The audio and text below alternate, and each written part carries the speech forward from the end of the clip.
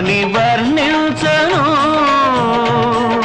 నీ కంటి వెలుగును వెన్నంటి మనసును వెన్నెల నవ్వును నీల వేల్పును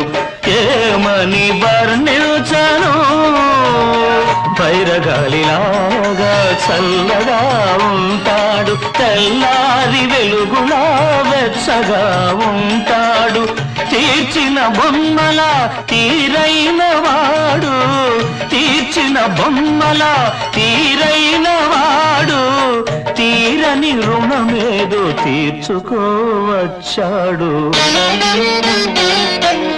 ఏమని వర్ణించను రాముడు కాడమ్మా